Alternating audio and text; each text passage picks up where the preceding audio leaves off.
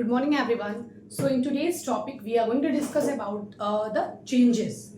Now, in our daily life, you can see different type of changes in our surrounding. Like आप बहुत changes देख सकते हैं. Like आप देखे होंगे कि दूध से दही का बनना. Okay. Second, you can say making of pickles. Got it. Cooking also. So, what is actually these are? Okay. So in our daily life we can see different type of changes और उन सब changes में हर जगह एक नई चीज़ नहीं बनती. कभी कभी ऐसा होता है कि चीज़ें हम मतलब जैसे आपका ब्रेकिंग ऑफ द ग्लास अगर टूट गया, कांच बिखर गया, तो वो भी एक चेंज है. So on this basis in our surrounding we are having two type of changes. One is physical change and second is chemical change. So पहले हम डिस्कस करेंगे फिजिकल चेंज को. सो physical change is that change where no new substance is formed. मतलब इस change में आपको कोई भी नई चीज बनने को नहीं मिलेगी. Got it? यहाँ पे आपको क्या होगा? Only shape, size, state changes. यहाँ पे केवल शेप चेंज होगा, साइज चेंज होगी और स्टेट चेंज होगा. इसके अलावा कोई नई चीज आपको बन के नहीं मिलेगी. Okay, so the changes where no new substance is formed, only shape, size, state changes. Such changes is known as physical changes. Okay, physical changes. Yeah. In these changes, only physical properties changes. In physical change, only physical properties changes. Physical properties means shape, size, state. These all are considered as physical properties. Next is it is reversible. और ये reversible होता है and temporary होता है. मतलब जैसे अगर आपने मान लो स्ट्रेचिंग ऑफ रबर को स्ट्रेच कर रहे हो, so after some time what will happen, जो रबर है वो अपने वापस से शेप में आ जाएगा. So this type of change where no new substance is form and temporary it is a temporary change, or you can say that is reversible change. Okay, so you can see different type of physical changes in your surrounding, like freezing, boiling, melting, cutting. These all are the physical changes. जैसे हम बात करते हैं melting of ice, तो भी physical change है. boiling of water, it is also a physical change. So इनमें क्या होता है कि आप जिस स्टेट में गया, मतलब अगर लिक्विड से सॉलिड से गैस में गया, तो वापस से आप उसको कन्वर्ट कर सकते हो प्रीवियस स्टेट में. So the changes where no new substance is formed, only physical properties found to be changed. Such changes is known as physical properties. Now we are going to discuss what is chemical properties.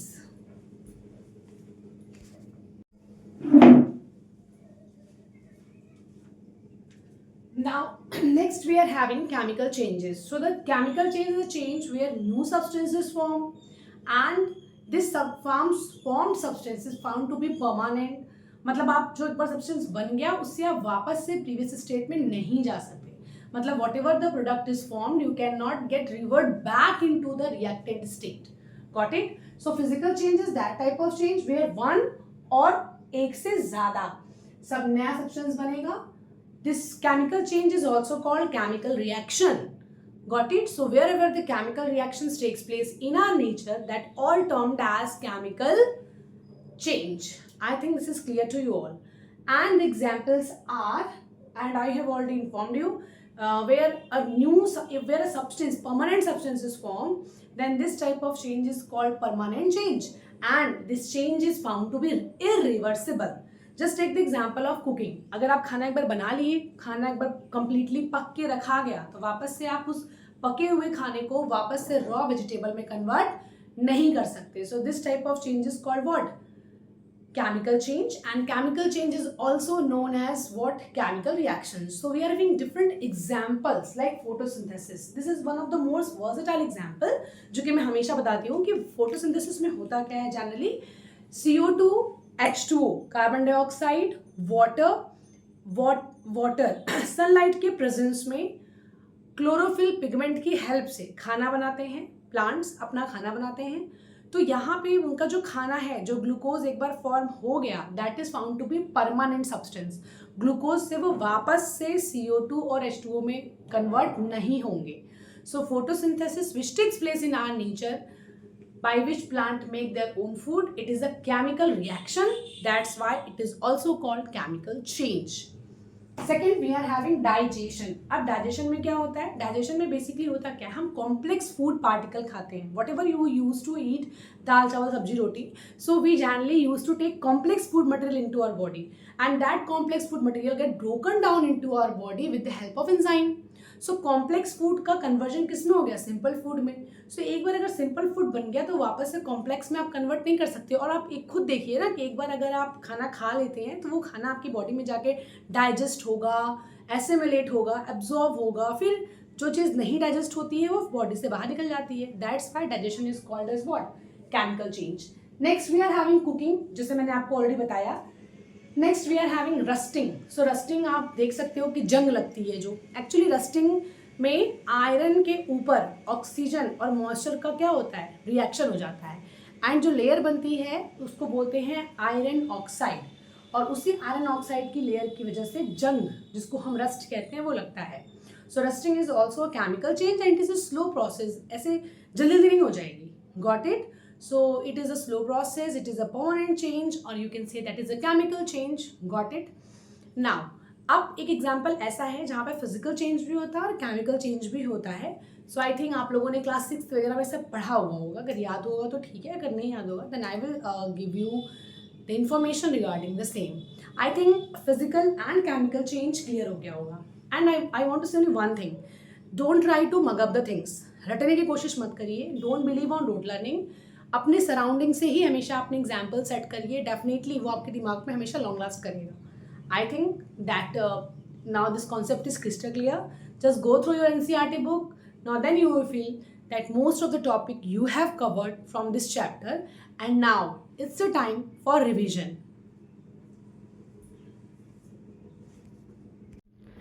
Now we are going to discuss that which change follows both physical and chemical both. So burning of candle follows both type of change, that is physical change also and chemical change also. Let's see how. First is during burning of a candle, welt found to be melt. Okay, सो जो melting of wax है इसमें होता क्या है? Wax melt होकर के solid से liquid में कन्वर्ट हो जाता है. सो यहाँ पे सॉलिड से अगर लिक्विड में कन्वर्जन हो रहा है, इट सिंपली मीन्स कि स्टेट चेंज हो रही है. सो स्टेट चेंज होने की वजह से इसको हम क्या कहेंगे? फिजिकल चेंज कहेंगे.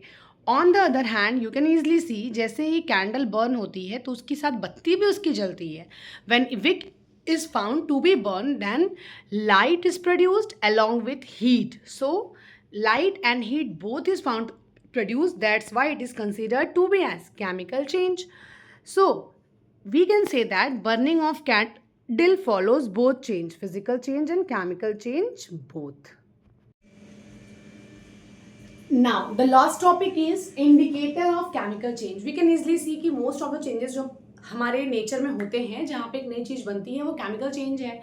और जनरली अपने डेली लाइफ में केमिकल चेंज के लिए ही बहुत चीज़ें कर रहे हैं, राइट? खाना बनाना हुआ, या फिर चीज़ों बर्निंग ऑफ अ कैंडल, या रस्टिंग, जो भी चीज़ें हमारे आसपास हो रही हैं, या फिर conversion of milk into curd. So these all are actually the chemical changes. So यहाँ पे पता कैसे करोगे? फर्स्ट थिंग कि हमेशा एक नई चीज़ बनेगी. Apart from this chemical changes में अगर आपको पता करना है कि वो केमिकल चेंज है या नहीं, तो आप सीधे पता कर सकते हैं. केमिकल चेंज होगा तो वहाँ लाइट, हीट, साउंड, कलर या तो प्रोड्यूस होगा या तो चेंज होगा.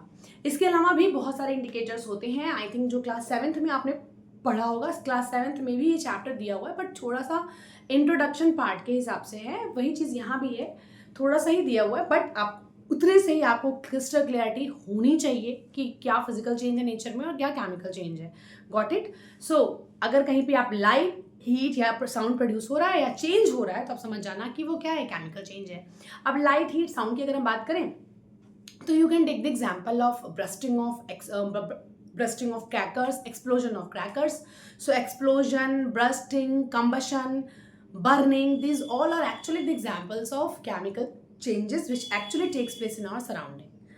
Now at this point I must say that from this video I think that your concept is found to be crystal clear. Now physical और chemical changes में अब आपको confusion नहीं होगी. अगर confusion होती है कि chemical कौन सा है, physical कौन सा है, तो just ये वाला फॉर्मूला अप्लाई कर लेना कि नई चीज़ बन रही है नहीं, हीट लाइट साउंड प्रोड्यूस हो रहा है कि नहीं, अगर हुआ है तो उसमें चेंज हुआ है या नहीं, बस इतना आप अगर देख लेंगे तो आप फिजिकल और केमिकल चेंज को डिटेक्ट कर सकते हैं.